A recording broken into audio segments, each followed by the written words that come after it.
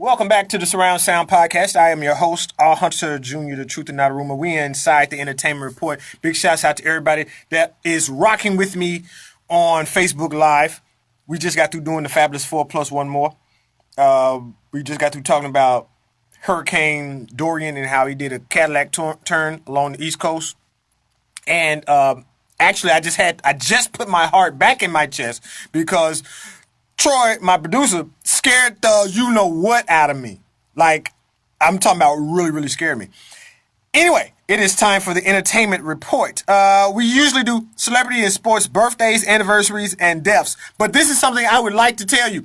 This part of the show is sponsored by a gentleman named Da'Coldest ToEvaDoIt Ever Crawford. Yes, we will be talking about him in just a second. But first up, birthdays. Oh, we only have 2 birthdays this time. Damon Wayans. Oh, we got 3 birthdays. Damon Wayans of the Wayans brothers. I was looking at something to deal with that dealt with his brother Marlon. But that is an incredible story of the Wayans. How Keenan Ivory basically left where they were from. I think they were in New York, East Coast, whatever. And he just ventured off to California, and next thing you know, so many years later, the whole family got put on, like millionaires and whatnot. So big shout out to Damon Wayans. Charlie Sheen. Charlie Sheen's birthday. If there was ever a person that has in some way must have had a 4-leaf clover, a lucky rabbit's foot, a horseshoe, and some more stuff that he must have in his pocket walking around, because I don't understand how he's not in jail for some of the things that he has admitted himself to doing. I'll just say happy birthday, Charlie.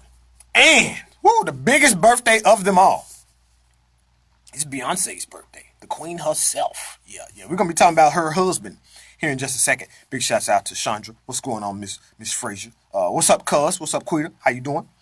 First up on the Entertainment Report.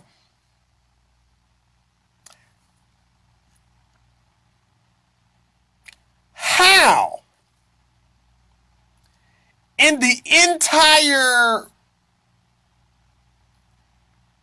hell did Chick-fil-A and Popeyes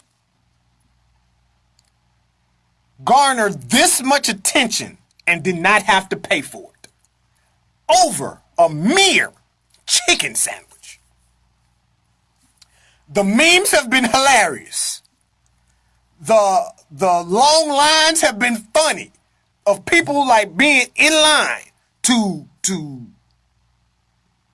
eat a sandwich. It is incredible to me. I don't get it. I don't get it.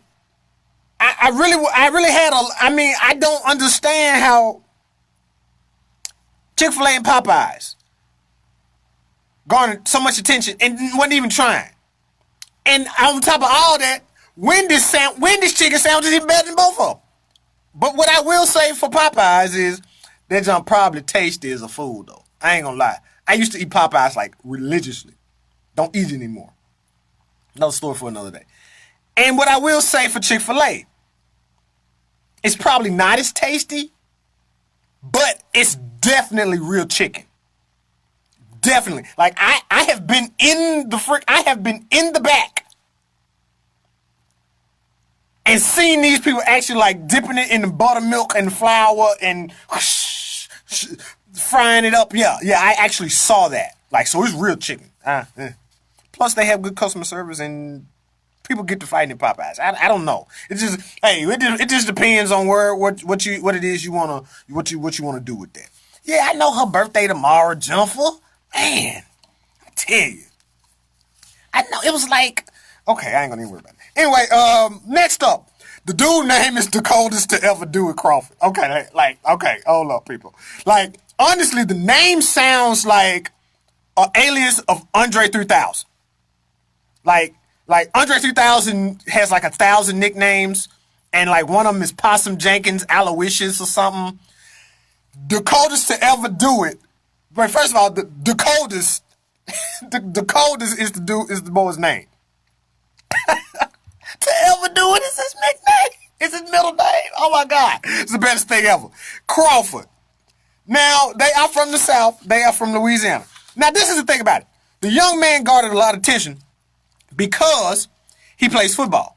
Now, as a freshman, now listen to this. As a ninth grader, he had 18 catches for 3 touchdowns and 200 and some odd yards. That's dope. And going into his sophomore year, this boy is 6'1", 10th grade. He ain't even driving yet, and he taller than me. I'll say this. In 10 years, might not be so fun. It ain't funny when you're a millionaire. But I'll say this though. What it lends itself to the thinking of is you have to really be careful what you name your children. Because and I mean I get it. Like if he tries to go for a regular job and this and you see Da'Coldest come on to ever do it on a resume. I get it. You probably not hiring him. So I that part of it I get. But the thought that you can actually name your child to greatness. Like my name means to behold the sun. Like if in some way I have been a good son to my parents, if they would approve of me so far in life, I lived up to my name. They named me in that vein. So that is something that we must think about when we naming our children. Next up, the ladies on Kevin Hart. Like Kevin Hart got in a auto accident this past Labor Day weekend, and it's been unbeknownst to me, it's been a whole lot of hearsay on how he is doing, feeling, what's going on. I heard somewhere on a blog post that the boy is paralyzed. I heard none of this. Now I know I practice Big J journalism. What is Big J journalism? Journalism that gets its information from more than one source. Now, this particular source is a trusted and highly reputable source in this world of fake news, and it's the Huffington Post. Now, the Huff Post said the man crashed the car. Somebody else, well, it didn't really specify if somebody else was driving or if Kevin Hart was driving. Regardless, Kevin Hart was in the car with some other folk. The car crashed. Car rolled over an embankment. Somehow, Kevin Hart was able to get out, probably because he's small. Everybody else was trapped. He ran away to get help. Nobody is dead. Everybody's saved. There's a lot of people that got scratches and bruises, and I'm quantifying that in the most simplest term. How did he get paralyzed? When did this happen? Somebody has sensationalized that, and I don't think it necessarily came from the biggest sources. Next up, speaking of comedians. Woo, Lord. Dave Chappelle. Dave Chappelle lit a fire under some people in this past week. And I'm going to... I watched it. Now, if there's no one on God's green earth that is a bigger Dave Chappelle fan than I. And I'm talking about before Chappelle show. Like, I studied comedians. And I remember Dave Chappelle when Comedy Central was like first coming out and when he was a real young comic. And I remember him so keenly because, of course, he was on Comedy Central. And at the time, you had Def Comedy Jam. You had MTV, had a half-hour comedy show. Who else? Oh, yeah. BET had, Comic View. And he was not on either one of those three, but I thought he was especially funny. And it was kind of strange because, I don't know, like, he was a really dope comedian, but his style of comedy paralleled against those comedians of that time was completely different. It was highly thought-provoking. It really made you like sit there and like, aha! You got it, I got it type of comedy. Well, this Sticks and Stones really fit in that same in that same paradigm, so to speak. And it was dope. It's not some of the dopest that I've ever seen or nothing.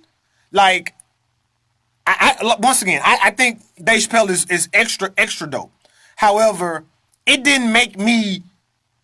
It was nothing to write home about, but it's probably nothing to write home about because I know his comedy to be that.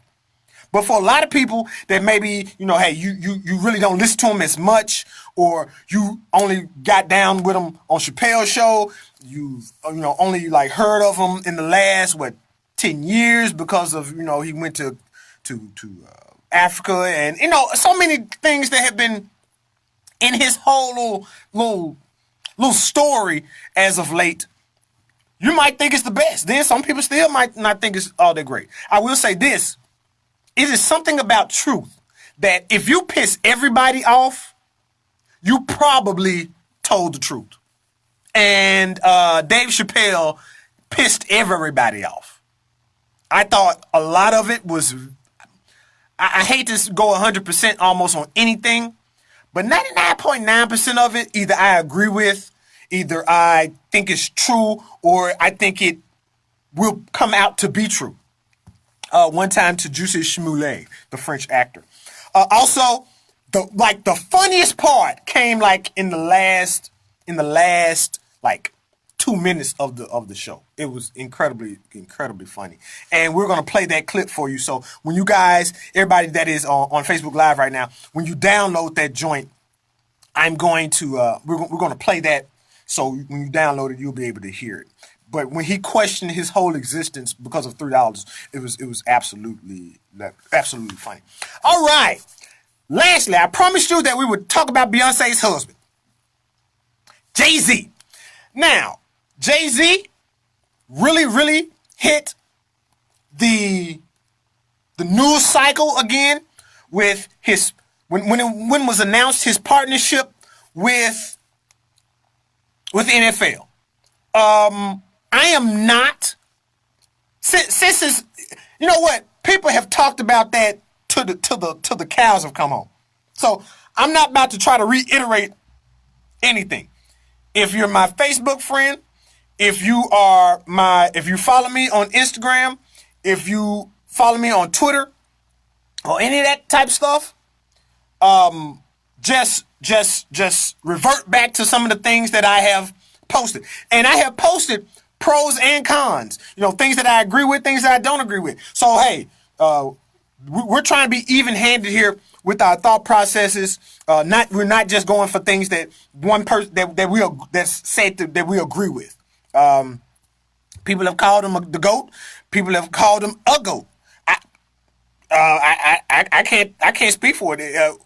I think this is one of those things that we have to see when it pans out. Like as the years progress, if we see things to be true, then we're gonna rock whatever it is that is true. I will say this though. Everything that he's done so far would lead you to think that this is on up and up. And there it is. Anyway, make sure you download the show because now we're going to play a little excerpt from Gerard Carmichael. Jay-Z, not necessarily versus MLK, but comparing Jay-Z to MLK. Troy?